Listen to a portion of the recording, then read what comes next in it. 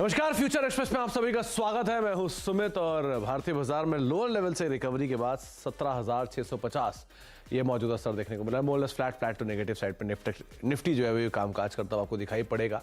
Lower level से एक अच्छा पुल बैक आया, ऑलमोस्ट फ्लैटिश टोन पे अब इंडेक्स ट्रेड करता हुआ।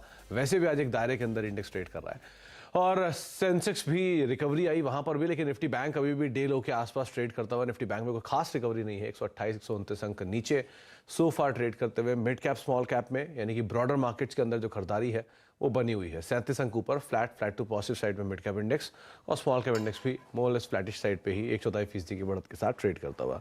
तो फ्रंट लाइन इंडेक्स के कंपैरिजन में यहाँ पर एटलीस्ट आउट परफॉर्मेंस है। वो आपको एडवांस डिक्लाइन में एक बार फिर दिखेगी। 1600-1700 शेयर तेजी में, 1126-1200 शेयर ऐसे जो कि बिकवाली के साथ कामकाज करते हुए आपको दिखाई पड़ेंगे। तो ब्रॉडर मार्केट्स में रिकवरी का या फिर जो खरीदारी का मोड है वो अभी भी ऑन है। 1943 शेयर तेजी में है, 1475 शेयर बिकवाली के साथ कामकाज कर रहे हैं। 96 शेयरों में खरीदारी है, 106 शेयरों में बिकवाली है, 3 शेयरों में खरीदारी है बैंक निफ्टी के और 9 शेयरों में बिकवाली है बैंक निफ्टी के। आज हम बातचीत करेंगे राजेश पालविया साहब से, हमारे साथ मौजूद है एक्सेस सिक्योरिटीज के, जिनसे हम चर्चा करेंगे मार्केट्स को लेकर।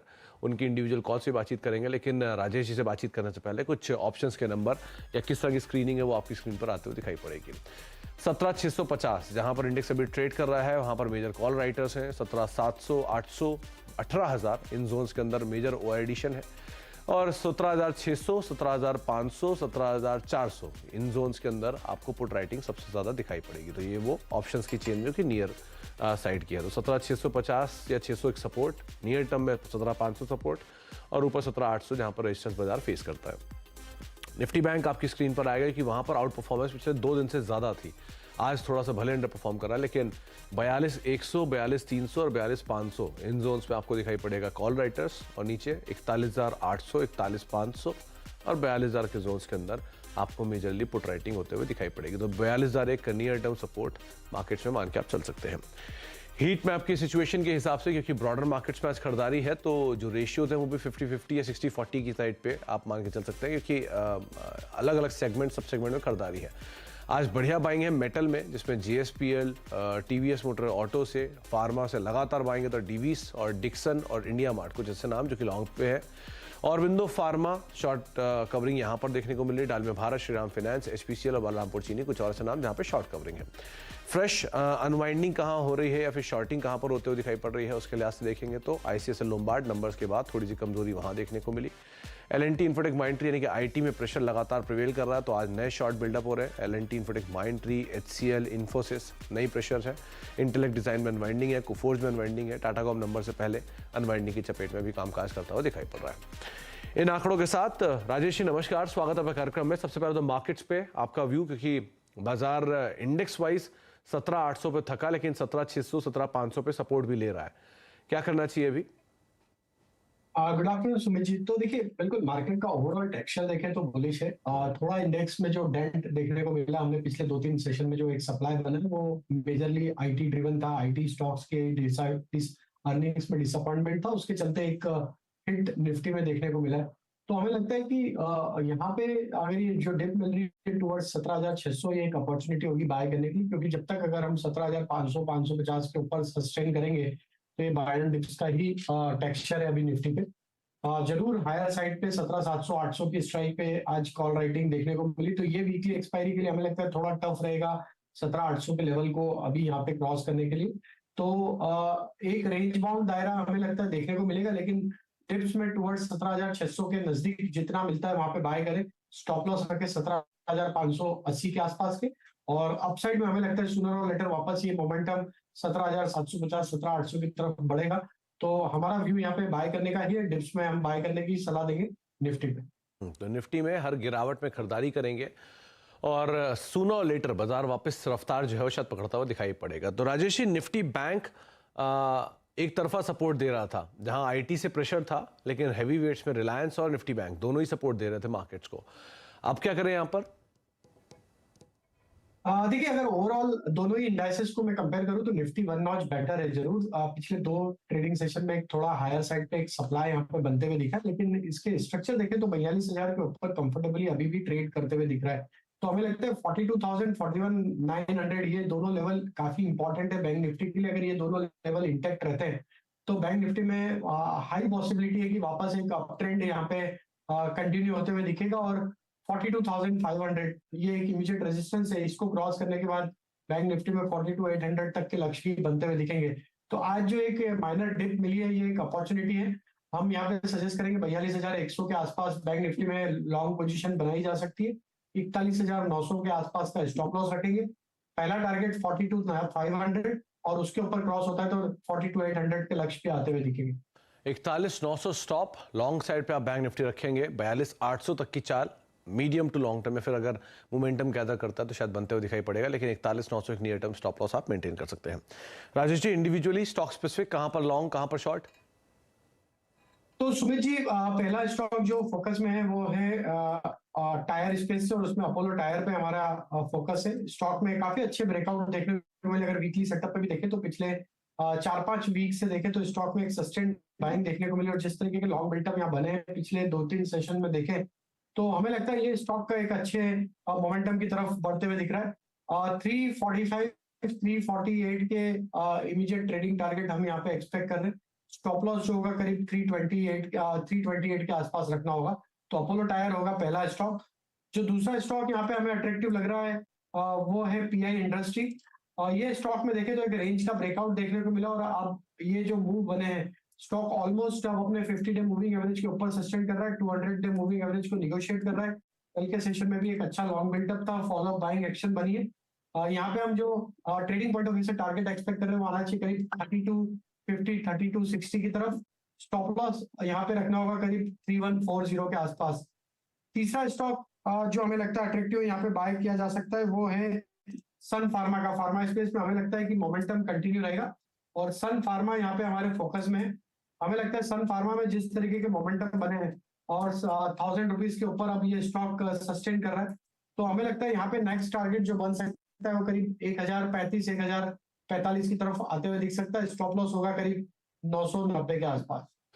ओके, तो सन फार्मा एक नाम फार्मास्यूटिकल स्पेस से, जिसको आप लॉन्ग साइड पे देख सकते हैं। आप 990 का स्टॉप लॉस लेकर आज इसमें तेजी देख सकते हैं। वैसे भी सेलेक्टिव फार्मा स्टॉक्स तो साल के ऊपरी स्तरों पर कामकाज कर रहे हैं। 1,035 1,045 का एक टारगेट, 990 का स्टॉप लॉस। पीआई इंडस्ट्री और अपोलो टायर दो और ऐसे नाम हैं जो कि राजेश जी ने सुझाए हैं, जो कि आप लॉन्ग साइड पर लेकर जा सकते हैं। पहले पीआई इंडस्ट्री 3250 3260 के टारगेट्स के लिए 3140 का एक स्टॉप लॉस मेंटेन करेंगे, और अपोलो टायर्स जहां पर आप लॉन्ग साइड पोजीशन देख सकते हैं 345 348 के टारगेट्स के लिए 328 के स्टॉप लॉस मेंटेन कर सकते हैं। राजेश जी, आपने फार्मा की बात की तो दो नाम फार्मा से, पहले तो डीवी स्लैब, आउट परफॉर्मेंस लगातार बनी हुई है।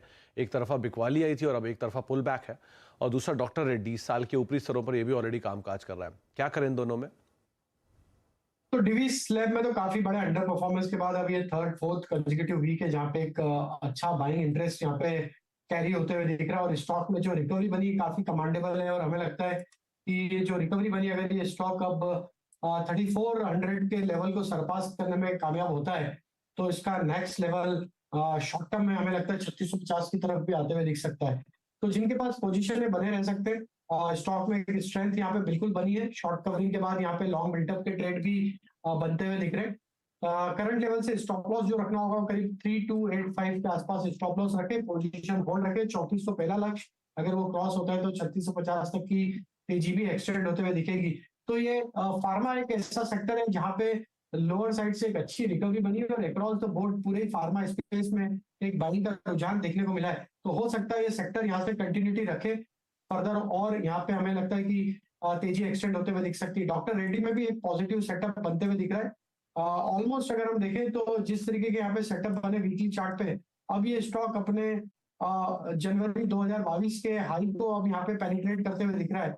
तो हमें लगता है जिस तरीके की तेजी यहाँ पे बनी और एक राउंडिंग बॉटम फॉर्मेशन जो बना है वीकली सेटअप पे भी, ये स्टॉक में भी तेजी एक्सटेंड होते हुए दिख सकती है। 5200 से 5250 तक के अपसाइड हमें लगता है आते हुए दिख सकती है। तो यहाँ पे भी लॉन्ग साइड का ट्रेड कैरी करने की सलाह है। स्टॉप लॉस जो अब रखना होगा वो होगा करीब 4860 के आसपास। तो डॉक्टर रेड्डीज साल के नए ऊपरी स्तरों पर, और डीवी स्लैब शानदार रिकवरी। अच्छा, रिकवरी की बात हुई तो एक बजाज ऑटो और देखिए, इसमें भी आउट परफॉर्मेंस उसी तरह की जिस तरह की डीवीज के अंदर है। पिछले 5-6 दिन से लगातार चल रहा है, रादर 2 हफ्ते 3 हफ्ते से शेयर तेजी में। यहाँ क्या करें? या बिल्कुल इनफैक्ट ये स्टॉक हमने लास्ट वीक भी आपके साथ डिस्कस किया था और इसमें तो क्लियर एक ब्रेकआउट ऑलरेडी यहाँ पे प्ले आउट होते हुए दिख रहा है। स्टॉक में देखें तो सितंबर 2022 के जो स्विंग हाई थे उसको सरपास करके उसके ऊपर कंफर्टेबली सस्टेन कर रहा है स्टॉक। हम यहाँ पे एक्सपेक्ट कर रहे हैं टारगेट 4400 तक की अपसाइड यहाँ पे आते हुए दिखेगी। पोजीशन है तो बिल्कुल बने रह सकते हैं। स्टॉप लॉस जो रखना होगा अब यहाँ पे वो होगा करीब 4230 के आसपास। 230 का एक स्टॉप लॉस। और लॉन्ग साइड पे आप बजाज ऑटो को भी देख सकते हैं, एक तरफा चाल 3600 से चलना शुरू हुआ और 42-4300 ये पहुंच चुका है। इसके अलावा डिक्सन टेक आज 2.5% ऊपर है और दूसरा वर्लपूल, यहाँ पर भी ओए एडिशन काफ़ी ज़्यादा नए लॉन्ग बिल्डअप बन रहा है और ये ऑलरेडी साल के निचले स्तर तो बहुत दूर है नहीं, तो रिस्क जो है रिवॉर्ड के लिहाज से देखेंगे तो रिवॉर्ड ज़्यादा बड़ा दिख रहा है रिस्क के कंपैरिजन में। कैसे देख रहे हो आप वर्लपूल को और डिक्सन को? देखिए डिक्सन में काफी बड़ा करेक्शन हुआ है, जरूर एक रिकवरी यहाँ पे प्ले आउट होते हुए दिख रही है, बट हमें लगता है कि अभी भी यहाँ पे जो चैलेंजिंग लेवल है इस पुल बैक का वो रहेगा करीब 3180 3200 के आसपास का। ये लेवल को क्रॉस करना काफी इंपॉर्टेंट रहेगा अगर डिक्सन को फर्दर यहाँ से तेजी एक्सटेंड करना है। जरूर यहाँ पे एक स्ट्रक्चर इंप्रूव होते हुए दिखा है, बट स्टिल अगर इसको लॉन्ग टर्म सेटअप के हिसाब से एनालाइज करें तो अभी भी यहाँ पे हमें लगता है वीकनेस बनी हुई है। 3200 के बाद यहाँ पे एक बायर्स को कंफर्ट जोन मिलेगा और वहां पे पोजीशन हमें लगता है होल्ड होते हुए दिखेगी। अभी जिनकी पोजीशन है उनके लिए सलाह ये होगी कि 2968 ये स्टॉप लॉस है, ये लेवल को स्टॉप लॉस रख के पोजीशन होल्ड रखे। 3150 के आसपास आता है तो थोड़ा प्रॉफिट बुक करें। वर्लपूल में अगर हम सेटअप देखें तो स्टॉक अपने डेली चार्ट पे एक फॉलिंग ट्रेंड लाइन को यहाँ पे पेनिट्रेट करते हुए दिख रहा है। यहाँ पे जरूर हमें लगता है कि 1350 एक इमीडिएट लेवल है, अगर ये क्रॉस करने में कामयाब होगा तो यहाँ पे एक ब्रेकआउट ट्रेड प्ले होते हुए दिखेगा और फिर 1450 तक के अपसाइड भी आते हुए दिख सकती है। एक कंसोलिडेशन के बाद स्टॉक अटेम्प्ट कर रहा है ब्रेकआउट के लिए, तो हम यहाँ पे प्रीएम्प्ट करके जरूर पोजीशन को होल्ड रखने की सलाह देंगे, लेकिन स्टॉप लॉस जरूर फॉलो करना होगा, वो होगा करीब 1300 के आसपास का। ये स्टॉप लॉस नहीं टूटते तो हमें लगता है कि एक पॉसिबिलिटी है स्टॉक एक हायर साइड पे ब्रेकआउट यहाँ पे प्ले करेगा और 1400-1450 तक की तेजी भी आगे आने वाले दिनों में देखने को मिल सकती है। 1400-1450 तक की तेजी वर्लपूल में बनते हुए दिखाई पड़ सकती है। आगे भी हम राजेश जी से बातचीत जारी रखेंगे, लेकिन हमारे साथ अब एक और खास मेहमान मौजूद हैं बातचीत करने के लिए। हमारे साथ जिंदल स्टेनलेस पे लेकर आइए और स्टॉक की जरा 5 दिन की चार्ट लेकर आएगा, उससे ज़्यादा क्लियर सिचुएशन आपको दिखाई पड़ेगी कि किस तरह से ये शेयर लगातार तेज़ी में है। और कल एक स्पेशल डिविडेंड भी आया, नई एंटिटी भी आ गई मार्केट में। तो अब बातचीत करेंगे हम कंपनी के ग्रुप सीएफओ अनुराग मंत्री सर से। अनुराग सर नमस्कार, स्वागत है आपका कार्यक्रम में। सबसे पहले तो कल कंपनी की तरफ से एक बढ़िया डिविडेंड की घोषणा हुई, वन ऑफ अफेयर मान के चलें इसको सर, या डिविडेंड पॉलिसी के अंदर एक बड़ा बदलाव हुआ ही है, अब ये कंटिन्यूएशन में हम देखेंगे? धन्यवाद सुमित। ये वन ऑफ नहीं है, आई थिंक आफ्टर 15 साल बाद हमने ये डिविडेंड डिक्लेयर किया है। एंड आपको जैसा पता है कि दो हमारी लिस्टेड कंपनीज का मर्जर चल रहा था, तो जो कंप्लीट हुआ, जो एक शेयर लिस्ट हुआ है वो अप्रैल 11 को लिस्ट हुआ, and immediately after that the board has met and then declared this dividend. So it's a special interim dividend. So it's not a one-off dividend, I would say.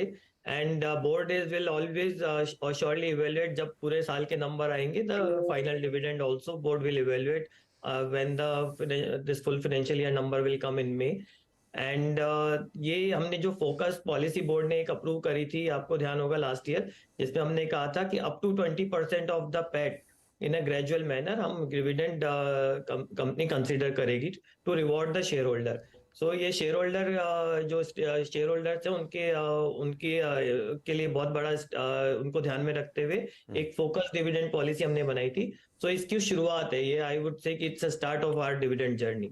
Okay Anurag sir, एक और important event जो recently हुआ वो आपने एक tie up किया है new येकिंग के साथ।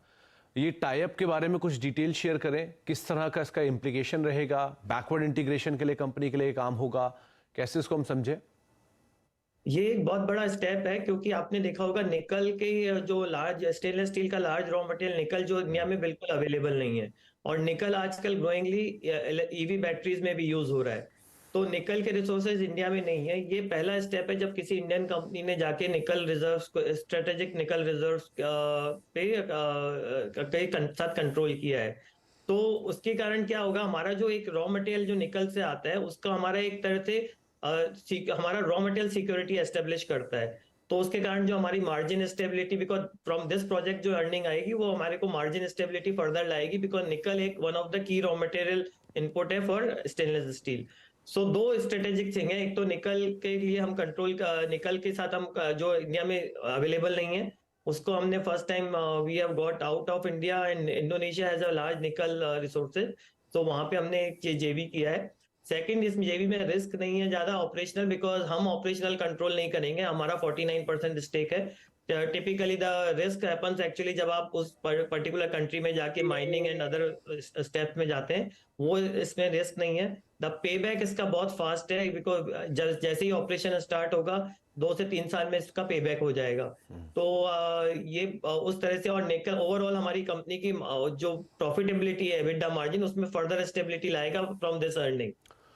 ओके अनुराग सर, एक और बात, FY24 के लिए क्या केपिक्स आपने ईयर मार्क कर रखा है? अभी का डेट सिचुएशन कैसा है? कितना डेट रिडक्शन के ऊपर कामकाज हो रहा है?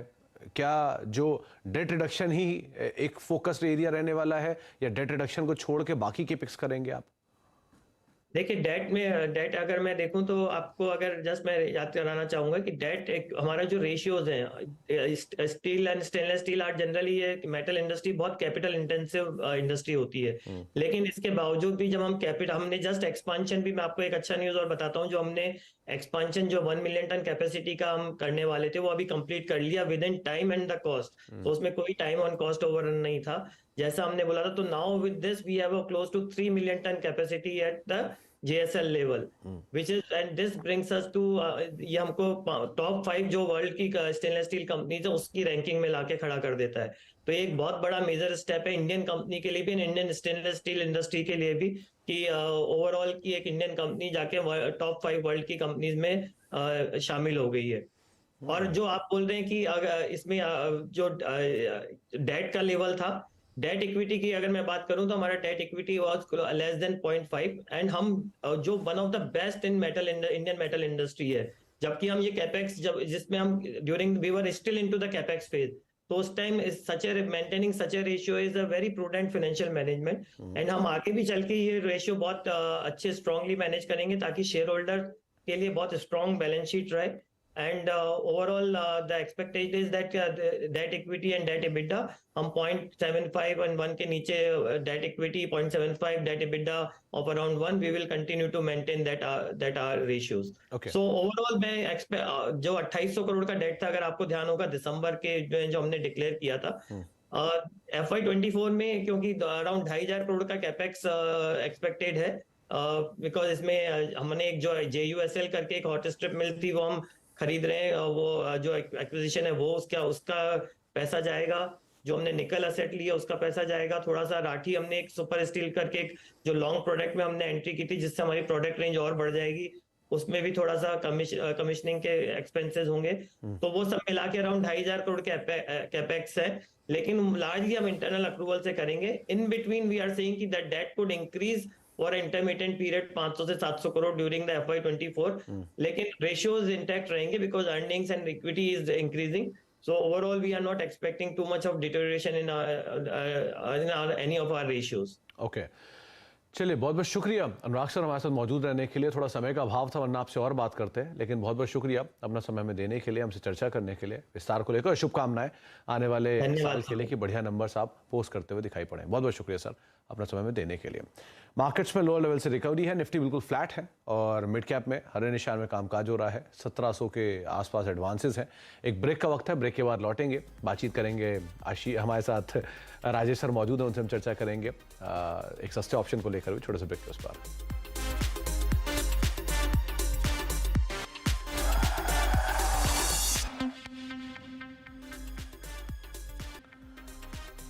अब देख रहे फ्यूचर एक्सप्रेस बाजार बिल्कुल फ्लैट 17,655 पे इंडेक्स अभी कामकाज करता हुआ दिखाई पड़ेगा, और निफ्टी के साथ साथ अभी एक बार चार्ट लेकर आए रिलायंस का, क्योंकि मेजरली सपोर्ट वहीं से ही आ रहा है जिसके दम पर बाजार ऑलमोस्ट फ्लैट होता हुआ दिख रहा है। रिलायंस डे हाई पर अभी कामकाज करता हुआ 0.5% की तेजी, 2356 का स्तर यहां पर देखने को मिल रहा है। राजेश जी, सस्ता ऑप्शन कौन सा चुना आपने? सुमित जी, सस्ते ऑप्शन में स्टॉक जो फोकस में है वो है वोल्टास।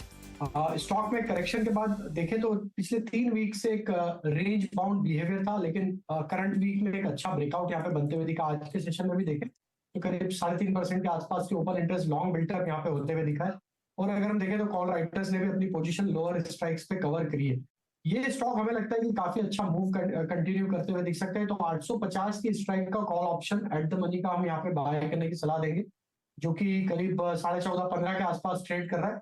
इसमें हम प्रोजेक्ट कर रहे हैं टारगेट आना चाहिए करीब 25 रुपए से 28 रुपए तक के अपसाइड के टारगेट आते हुए दिख सकते हैं। स्टॉप लॉस जो रखना होगा वो करीब 10 रुपए के आसपास होगा। हमें लगता है वोल्टास का जो सेटअप बना है, ये स्टॉक अब यहाँ से 880-890 की तरफ बढ़ता हुआ दिखेगा। इस तेजी को हम यहाँ प्ले करने के लिए 850 के कॉल ऑप्शन के थ्रू यहाँ पे लॉन्ग साइड का ट्रेड इनिशिएट करने की सलाह देंगे। तो वोल्टास 757-737 रुपए के आसपास के साल के लोज थे, वहां से थोड़ा सा रिकवरी और 850 के आसपास, यानी बहुत ज़्यादा नहीं, 125 रुपये ऊपर अपने लोज से। और अब यहाँ से तेज़ी आप देख सकते हैं, 15 रुपये के आसपास 850 की कॉल कामकाज कर रही है। ये 25 से 28 रुपये जा सकती है, ऐसा राजेश जी का मानना है। और 10 का एक स्टॉप लॉस यहाँ पर आप मेंटेन करके इस पोजीशन में लॉन्ग जा सकते हैं। वैसे भी आज consumer durable, specially summer related product जैसे कि वर्लपूल, जैसे कि डिक्सन, यहाँ पर बाइंग है। तो शायद ये जो टेल विंड है ये और सपोर्ट करे। एज इन्वेंट्स जैसे जैसे टेम्परेचर्स में बढ़त हो रही है, वैसे वैसे एक इम्पैक्ट यहाँ देखने को मिल सकता है। तो 15 रुपये के आसपास कामकाज कर रहा है। 25 और 28 टारगेट्स, 10 का एक स्टॉप लॉस मेंटेन करेंगे। राजेश जी, बहुत बहुत शुक्रिया हमारे साथ मौजूद रहने के लिए, बाजार पर बातचीत करने के लिए, सभी शेयरों पर अपनी राय रणनीति बताने के लिए। और लॉन्ग जाएंगे आप अपोलो टायर पे, पीआई इंडस्ट्री पे, सन फार्मा पे, और साथ साथ वोल्टास, जो कि सस्ते ऑप्शन के तौर पर आपको बताया जा रहा है। एक ब्रेक का वक्त है, ब्रेक के उस पार आशीष वर्मा आपके साथ मौजूद रहेंगे, सास बहू सेंसेक्स लेके। नमस्कार।